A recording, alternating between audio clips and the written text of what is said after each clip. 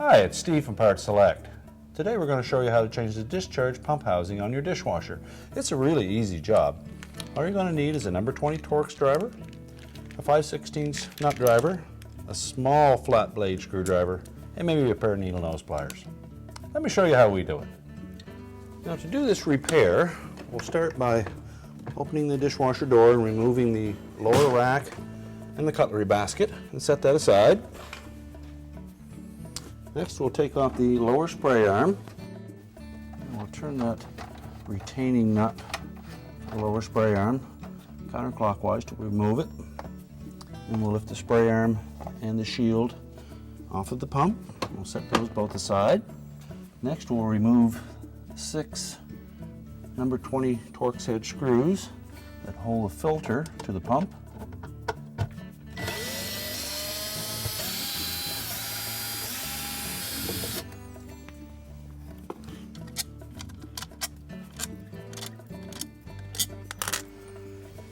And we're going to lift that filter off the top of the pump. Next we'll remove the backwash arm and the center spray nozzle. Set those aside.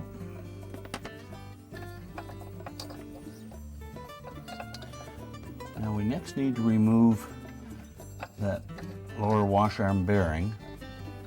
And it should turn out by hand, not in the center. If you need to, take a pair of needle nose pliers and just grasp that and turn it gently.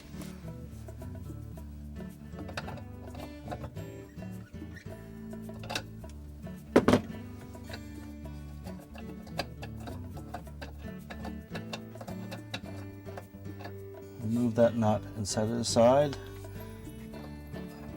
And you can lift off the lower wash arm bearing. We'll set that aside.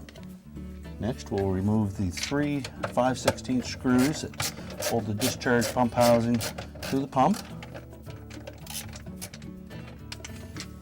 And if you can't quite see all of those screws, you can easily lift the filter off of the pump base and set that aside.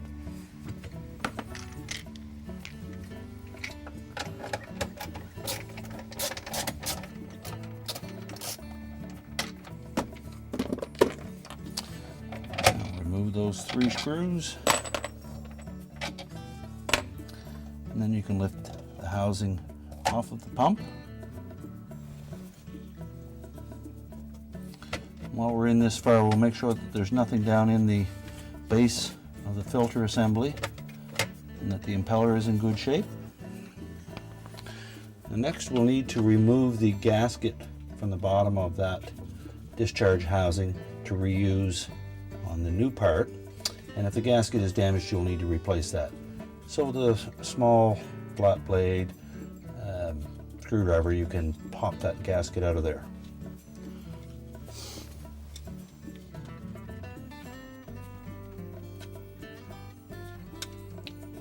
Now that's a square gasket, so take a little care when you go to reinstall it in the new discharge cover.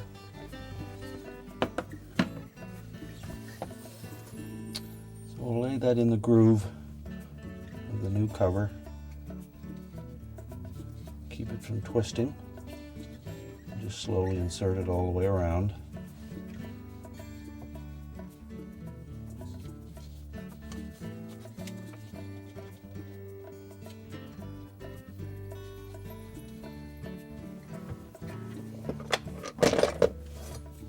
And then with a little flat blade you can tuck that down into place.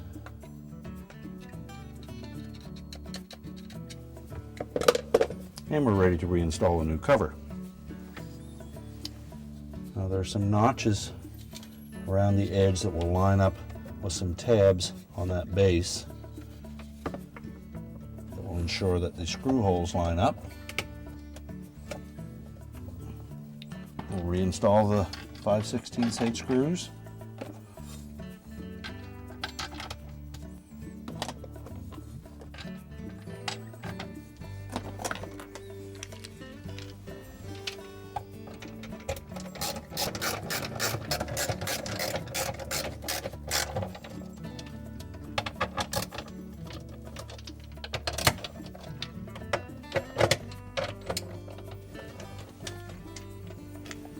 Now while we have the inner filter out, it's a good chance to take note of these two ports, the right rear, the back of that pump housing.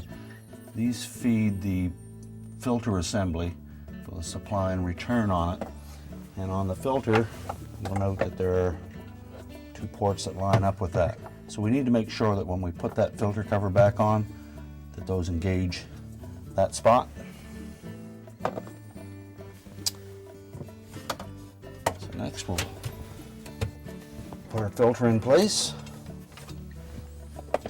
and drop the bearing back onto the center shaft and reinstall the nut that holds that in place. You can snug that up with a pair of needle nose pliers.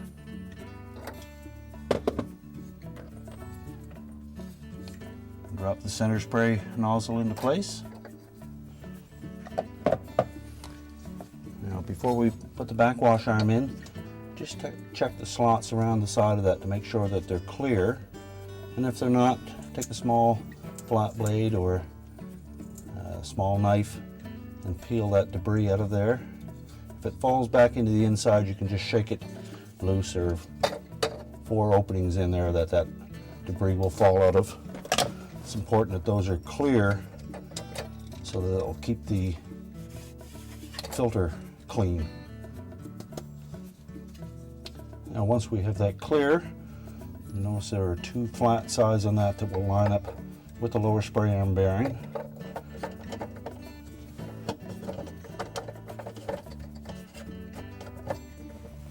Make sure that sits all the way down in place.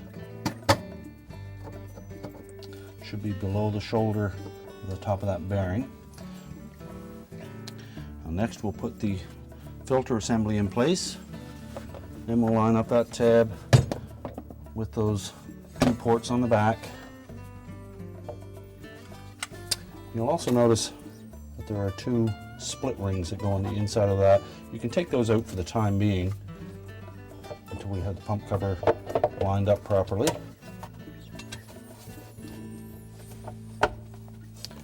We'll reinstall the 6 number 20 Torx screws.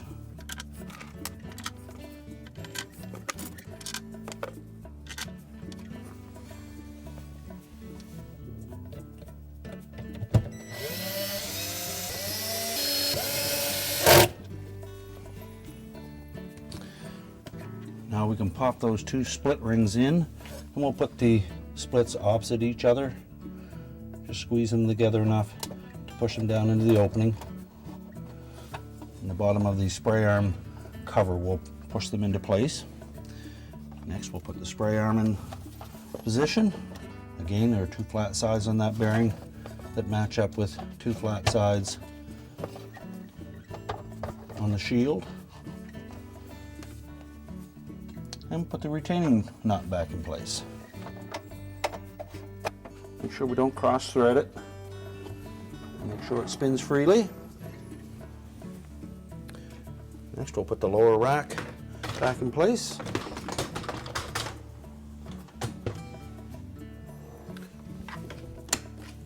And our repair is complete. Told you it was an easy job. Thanks for watching, and good luck with your repair.